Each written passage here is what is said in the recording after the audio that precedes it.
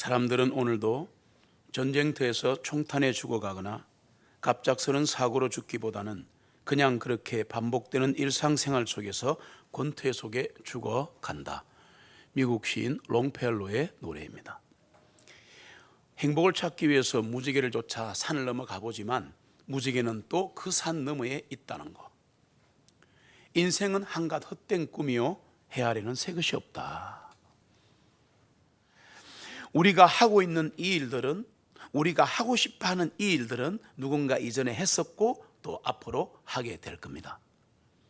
그런데 시간이 지나면 풀이 뽑혀간 자리처럼 아무것도 남지 않고 아무것도 기억되지 않는다고 베드로서는 증거합니다. 2000년 전 갈릴리 바닷가에 거물을 던져야 가족을 먹여 살릴 수 있었던 한 남자가 있었습니다. 대단한 직업도 아닙니다. 넓은 호수에서 고기 몇 마리 잡아 가족을 먹여 살려야 합니다. 어떨 때는 고기가 많이 잡혀요. 기뻐서 집에 돌아가는데 밤새도록 수고했는데 아무것도 없이 빈손으로 돌아갈 때도 많았습니다. 그래도 또다시 배를 떼어야 하기에 이른 새벽부터 그물을 싣고 있었는데 이 반복되는 삶, 참 우리 모두가 느끼는 건데 이게 과연 하나님의 뜻인가? 내가 이렇게 매일 강의하는 것이, 이렇게 매일 직업생활을 하는 것이, 매일 가정생활을 하는 것이 이게 과연 하나님의 뜻일까? 그런 의문을 저도 많이 가졌습니다. 베드로도 역시 그랬겠죠. 그러나 가족을 먹여 살려야 합니다. 반복되는 생활이 계속되니까 삶의 목적도 희망도 그리고 직업에 대한 기쁨도 잃어버렸습니다. 그저 그날이 그날처럼 살아가는 거죠. 살아야 하기에 산다. 그 남자의 이름은 시몬이었습니다. 그러던 어느 날 주 예수님이 시몬 앞에 나타나셨습니다. 그리고는 밤이 맞도록 수고해도 아무것도 못 잡은 허탈한 베드로에게 이렇게 말씀하셨습니다. 깊은 데로 가서 그물을 던져라. 이게 갈릴리 호수 혹은 바닷가라고 하는데 너무 넓어서 이 갈릴리 바다, 디베랴 바닷가에서 잔뼈가 굵은 베드로에게는 택도 아닌 소리였습니다. 왜냐? 물고기는 해가 뜨기 시작하면 얕은 곳으로 도망가 버리기 때문에 깊은 곳에 그물을 던지면 고기가 없어요. 베드로가 제일 잘 아는 지식입니다. 시몬 베드로가 그러나 순종을 합니다. 저는 그 마음을 헤아려 봤습니다.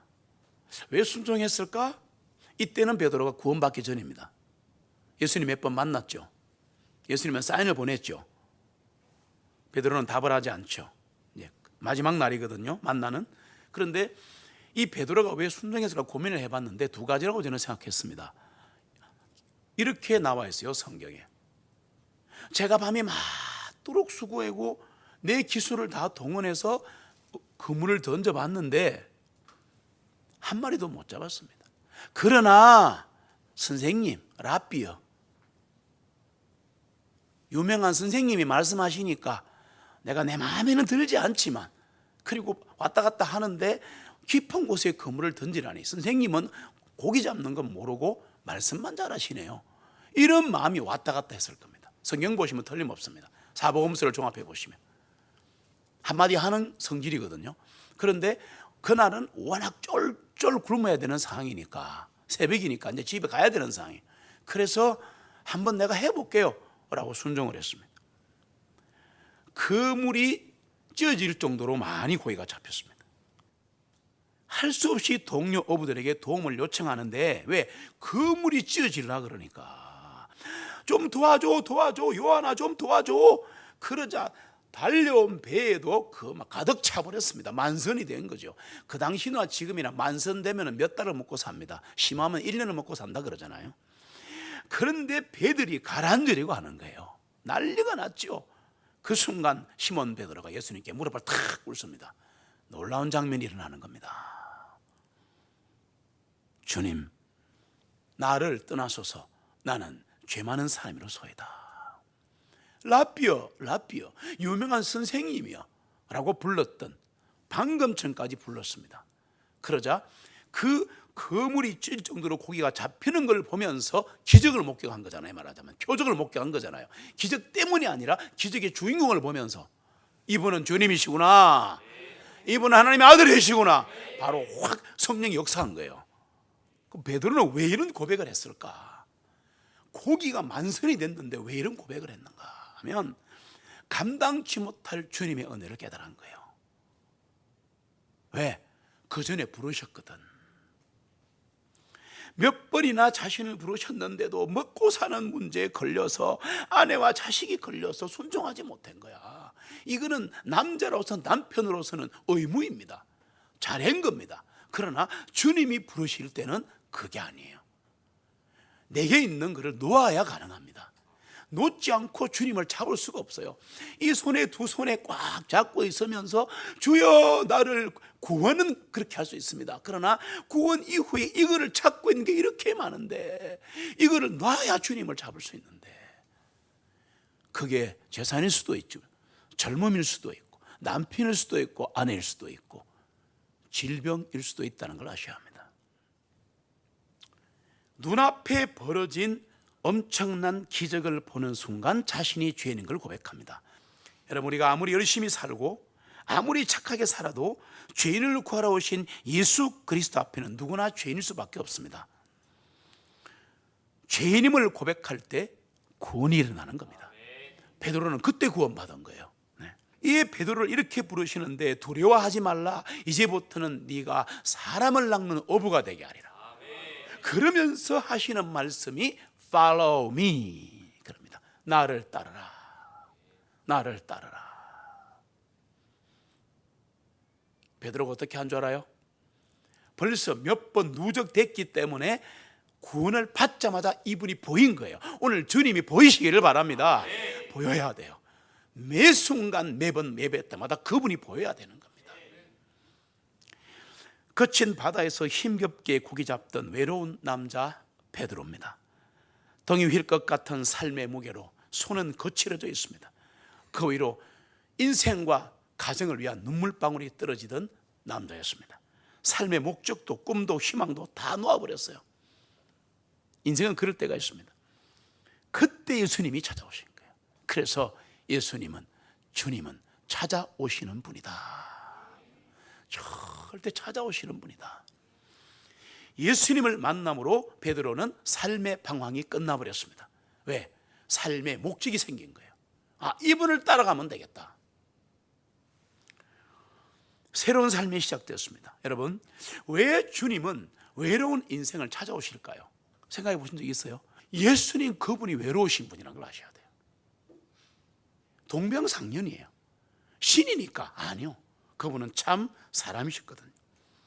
영원 속에서 계획하신 대로 그분은 우리 인간을 만드시고 에덴 동산에 살게 하셨잖아요. 그런데 그곳은 고통과 슬픔과 외로움과 질병이 없는 곳이었습니다. 패러다이스입니다. 최초의 사람 아담과 이브가 하나님을 배신하고 떠나버렸습니다. 쫓겨났죠. 하나님은 자신이 주신 인간 때문에 상사병이 들어버린 거예요. 성경을 그렇게 보실 줄 알아야 돼요. 무섭다, 아, 기도하면 들어주신다, 이런 어떤 그 수학 공식에 따른 예수님 말고, 하나님 말고, 그거 말고, 아, 하나님은 나 때문에 상사병 났구나. 돌아오라고 4,000년을 외쳤는데 안 돌아오니까 이분이 말씀하셔서 내 죽는다, 내 죽는다. 안 돌아오나? 내 죽는다. 진짜 안 돌아오잖아요. 억장이 무너져가지고 구약과 신약의 400년간 벙어리가 됩니다. 하나님께서 말씀을 못하세요. 너무너무 힘이 들어가지고 신학이 딱 뚜껑 열리면서 바로 종교인들이 확 나타납니다. 그리고 예수님이 출생하시는 거죠. 그 예수님이 바로 하나님이십니다. 4,000년간 목 터지게 돌아오라고 컴백투미 외치던 그분이 바로 예수 그리스도라고. 이스라엘 사방 팔방을 이 땅에 사시면서 헤매면서 그 사랑을 호소하는 장면을 볼 수가 있어요. 예루살렘아 예루살렘아, 지금으로 하면 성도요 성도요 교회요, 내가 너희들을 안팎처럼 품어보려고 얼마나 노력했는데 너희들은 내한테 오지를 않는구나. 나는 거의 죽을 수밖에 없구나. 그리고 성문 밖으로 가서 십자가에 달리지 않습니까? 그 사랑을 볼 수 있어야 돼요. 그 사랑, 이끌는 사랑과 호소, 수많은 사람들이 배척하고 나중에는 진리를 전하는데도 어려워서 못 듣겠다. 나 다시는 예수 안 따라다닐래. 그리고 그 말씀 이후에 내가 하늘의 빵이다, 나를 먹으면 산다니까 그거 말고 기적 보여줘야지. 그따위 소리 하지마. 어려워. 하늘의 빵이 뭐야? 그리고 그때부터 수많은 제자가 예수님 죽을 때까지 다시는 따라다니지 않더라. 와, 진짜 목사는 가슴 무너지는 장면인 겁니다. 급기야는 3년 6개월을 동고동락했던 지하들도 성경에 보시면 마가는 예수님 잡혀가는 자리에 막 잡으러 오니까 그냥 옷을 팽개치고 벌거벗은 몸으로 도망가더라. 막 죽기 살기로 도망갑니다. 다 도망가 버립니다. 예수님 끌려가셔서 온갖 멸시와 천대 받으시고 살이 터지고 뼈가 드러나는 채찍에 39대를 맞으시고 온몸을 벌거벗긴 채로 십자가에 달려 돌아가시는 거죠. 그건 사랑이에요. 지독한 사랑이에요. 인간의 고통 한계를 넘어서는 최악의 형벌인 십자가인데, 그 십자가 위에서 무엇을 가지고도 씻을 수 없는, 날마다 지을 수밖에 없는 우리의 죄를 대신하여 피 흘려 돌아가셨습니다. 그분이 예수 그리스도 아니신가요? 이 땅에 계실 때도 외로운 분이셨고 거찰 곳 하나 없이 떠돌아다니신 분입니다. 여도 굴이 있고 공중에서도 보금자리가 있는데 사람의 아들은 머리 둘 곳이 없구나. 그래서 우리 인간이 외로운 거예요. 그분은 그래서 고독한 자의 외로움을 아시고 고통받는 자의 아픔을 아시고 억울한 자의 심정도 헤아리시고 낙담한 자의 마음도 알고 계시고 가난한 자의 서름도 알고 계시고, 그러기에 그분은 죄인의 구세주요, 고독한 이의 동반자요, 병든 자의 친구입니다. 그분에게 기도하십시오. 여러분, 내 인생에 만족하십니까? 이 질문은 그리스도인은 한평생 하셔야 돼요. 나는 오늘 내 인생에 만족하는가? 오늘 내 인생 할 수 없이 살고 있지는 않나? 쫓기며 살고 있지는 않나? 그냥 주어진 이 삶이니까 어쩔 수 없이 가야 되니까 가야 되지 않나? 고민해 보라는 얘기입니다. 이 고민이 있어야 그리스도인이에요. 안 그런 척 하려고 자기 스스로에게 할 수 있다, 해야 된다 이러고 다짐하며 살지는 않는가? 인생에 진짜 목적이 있으시냐고 말이에요. 인생에 진짜 목적이 있냐고요. 나는 누구인가? 하나님은 누구신가? 왜 우리는 교회 다니고 왜 교회로 모이는가? 인생이 뭔가? 바다 깊은 곳까지, 내 심년의 깊은 곳까지 한번 내려가 봤단 말이에요. 매일 깔랑깔랑하게 살지 말고. 사람이 태어나서 죽는 것은 정해진 것이요, 죽으면 심판이 있다고 증거하는데, 사람이 일생 동안 가슴치며 후회할 일이 참 많은데, 성경에 보니까, 세상의 모든 책을 보니까 두 가지 후회를 한다네. 가슴 치며 후회하는 일이 뭐냐? 죽기 전에 하는 건데 부모님께 불효한 겁니다. 부모님 살아계신 분들 제 말을 이해 못해요. 또 하나는 뭐냐? 죽고 난 뒤에 하는 후회인데 이게 너무 힘든 거죠.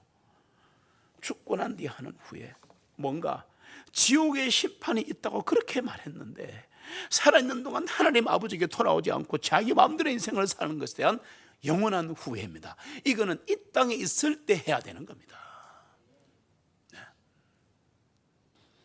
하나님의 존재를 부인하며 산 것에 대한 후회, 이거는 돌이킬 수 없다. 하나님께 오늘도 돌아오시기 바랍니다. 찾아오시는 하나님을 만나셔야 합니다. 나는 만났다라고 자꾸 생각하니까 예배가 안 되는 거예요. 언제 만났는데요? 언제 나 인생을 꿰뚫고 들어오는 그 1대1의 하나님을 맨투맨으로 만났냔 말이에요. 그날 내가 무너져 봤냔 말이에요. 베드로처럼 나는 죄인입니다. 기적을 보는데, 잘 되는 걸 보는데도 이거 하나님이 하셨구나, 와 내가 잘 됐군요, 이렇게 하는 게 아니라 엄청나게 잘 되는 현장에서 주여 주님은 주님이십니다, 나는 죄인입니다라고 고백하는 순간 진짜 구원이 일어나는 거예요. 그런 일이 두 번 일어나면 회심이 일어나는 거예요. 성령님이 부어지는 겁니다. 그게 무슨 막 이런다고 주어지는 게 아니에요. 비고 비인 마음에 오는 겁니다. 회개한 마음에 성령이 부어지는 겁니다. 예수님을 만나 승의 기쁨과 보람을 찾던 제자 베드로, 3년 6개월 동안 그분과 동행하면서 수많은 기적을 체험하고 사랑을 넘치도록 받았던 3대 제자입니다. 후속 제자라 볼 수 있습니다. 주는 그리스도시요 살아계신 하나님의 아들이십니다. 놀라운 고백으로 주님의 칭찬과 복을 받았습니다. 풍랑이는 바다 위로 예수님과 함께 걸어본 우리의 베드로입니다. 변화산상에서 눈과 차있게 빛나는 영광의 주님을 목격한 베드로입니다. 주님 여기 살면 좋겠습니다. 겟세마네 동산까지 주님을 따라가며 다른 사람이 주를 버릴지라도 저는 결코 주님 버리지 않겠습니다. 저는 안 버립니다 고백했는, 재산도 자식도 청춘도 다 버리고 따라 나선 제자의 길입니다. 사람들이 자기를 예수님의 제자라고 오나붙이자 3번이나 주님을 부인합니다. 나는 네가 지금 무슨 말 하는지 몰라. 나 예수님 제자 아니야. 예수님 잡혀가서요, 종인 사람들이 이 사람 예수님 제자인데, 아니라니까. 나 그 사람 몰라. 3번째, 맞는데 갓된 주저하면서 아니라고 말합니다. 생명이신 예수님을, 나의 인생을 구원한 그 예수님을 그 사람이라고 부릅니다. 이게 우리 인간입니다. 나는 아니라, 모른다니까. 아니라고 말하잖아. 맹세하고 저주하면서 예수님을 부인하는 현장입니다. 죽음의 공포 앞에 살고자 하는 욕망밖에 없는 거죠. 나는 아니라, 나는 그걸 몰라. 근데 이 베드로의 이 절규, 베드로의 몸부림은 곧 나의 몸부림이고 나의 절규고 내 인생의 몸부림이에요. 그렇잖아요? 광야 인생길을 가는 우리 모두는 이럴 때가 너무나 많아요. 힘들고 어려우면 나 아니야, 나 아니야. 가다가 지치면 난 몰라. 내 몸이 병들면 나도 힘들어, 나도 힘들어. 좀 먹고 살만하면 난 그걸 몰라요.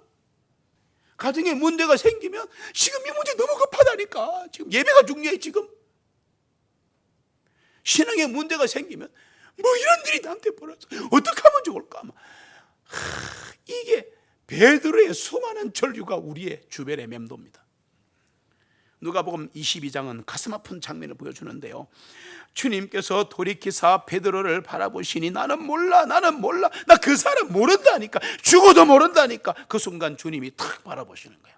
그러자 돌이켜서 그 베드로가 그분께서 하신 말씀은 수탉이 울기 전에 네가 나를 3번 부인하리라 하던 그 말씀을 기억하고 목 놓아 우니라. 그리고 갈 길을 가니라. 베드로는 지척지간에 예수님이 숨소리 들리는 자리에서 예수님을 부인했어요. 그리고는 슬픔과 절망 속에 다시 고기 잡으러 가는 모습이 너무 힘들었어요. 낙담한 자들을 데리고 7명이 나는 고기나 잡으러 갈란다. 이게 성경에 나오는데 어쩌면 내 모습, 나 고기나 잡으러 갈란다. 뼈아픈 고통과 포기 속에 살아가는 그 어느 날 갈릴리 바닷가에 부활하신 주님이 다시 나타나십니다. 오늘이기를 바랍니다. 그게 내 인생이기를 바랍니다. 주님 베드로에게 물으십니다. 배신하고 또 쓰러지고 또 넘어진 베드로에게 요한의 아들 시몬아, 네가 나를 사랑하느냐? Do you love me? 네가 나를 사랑하느냐고 물어보죠. 어쩌면 네가 그럴 수 있어. 내가 너를 제일 사랑하고 수많은 기적을 보여주고 너를 구원시키고 내가 너를 얼마나 큰 기적을 보여주고 다 했는데 네가 어쩌면 그럴 수 있어. 이렇게 할 법도 한데 그렇게 안 하잖아요. 첫 마디가 뭔잖아요. 요한의 아들 시몬아, 이름을 불러주시는 거예요. 이름을 불러주시는 거예요. 요한의 아들 시몬아, 네가 나를 사랑하느냐? 물으시는 거예요. 3번 물으십니다. 왜? 3번 부인했기 때문에. 베드로 용서를 하시는 거죠. 우리의 용기와 비겁함, 우리의 열심과 이기심, 우리의 헌신과 나태함, 우리의 강점과 약점, 우리가 흙으로 만들어진 것 주님이 하십니다.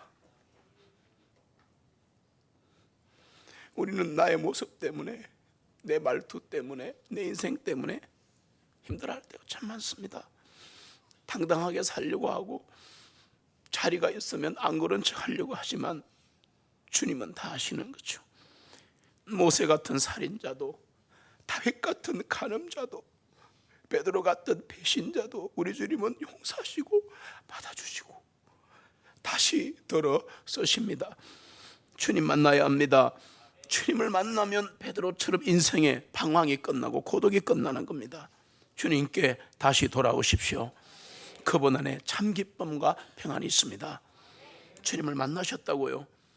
그래서 베드로처럼 은혜도 받고 동고동락 했다고요. 그런데 요즘 기쁨과 평안이 사라졌다고요. 인생이 너무 힘들어서, 사는 게 너무 지쳐서 베드로처럼 언젠가 내 삶의 현장에서 그분을 부인했겠죠. 그럴 겁니다. 아마 베드로를 용서하신 주님, 베드로의 앞날을 연해 주시면서 놀라운 말씀을 하시는데, 그분께서 베드로가 어떤 죽음으로 하나님께 영광을 돌릴지 표적으로 보여주시며 이것을 말씀하시니라. 그분께서 이것을 말씀하시고 그에게 이르시되 나를 따르라 하시니라. 베드로를 처음 부르시는 그날 주님이 하신 말씀이 Follow me입니다. 나를 따르라. 다시 찾아오신 주님, 다시 베드로에게 말씀하십니다. 나를 따르라. 이것은 한량없는 주님의 은혜요 사랑입니다. 주님과의 관계가 복음된 거예요. 여러분, 이것은 베드로가 주님을 3번 부인하는 순간 제자의 자격이 박탈된 겁니다. 그거 아셔야 돼요. 예수님은 Do you love me? Do you love me? 3번 물으시면서 용서하셨죠. 제자로 복귀된 겁니다. 그렇게 되시기를 소원합니다. 우리가 의지할 수 있는 분은 예수 그리스도 한 분밖에 없습니다. 우리의 인생도, 우리의 꿈도, 우리의 아픔도, 우리의 사명도 다 하나님 그분의 것입니다. 여러분, 내 열심으로 살려고 하지 마세요. 주님의 열심이 나를 만들어 가셔야 합니다. 우리 모두는 하나님에게서 왔다가 하나님에게로 돌아가는 존재입니다. 그분만이 나의 힘이요 소망이십니다. 시편 기자는 증거합니다. 우리 같이 읽겠습니다. 이는 하나님께서 영원 무궁토록 우리의 하나님이시니 그분께서 우리가 죽기까지 우리의 인도자가 되시리라. 아멘. 그분은 우리의 영원한 인도자이십니다. 쓰러지고 넘어진 범죄 현장을 끝까지 지켜보지 않으시고 다가와서 손을 내미십니다. 상한 갈대 꺾지 아니하시고 연기 나는 심지도 끄지 않으시는 분, 그분이 우리 하나님이십니다. 모든 것 포기하고 나는 고기나 잡으러 가노라 외치던 베드로, 그 베드로를 찾아오신 주님, 오늘 일어나 함께 가자고 하십니다. 베드로의 하나님이 나의 하나님이십니다. 외롭고 지친 인생길, 쓰러진 인생길 찾아오시는 하나님, 오늘 그분의 손을 잡으시기 바랍니다. 그분이 일으켜 세우시고 함께 동행하실 것입니다. 그분과 함께 길 떠나십시다. 너의 관 위에 주의 축복이 있으리 영광에와 함께 하시리 내가 밟는 모든 땅 주님 다스리리 너는 주의 길에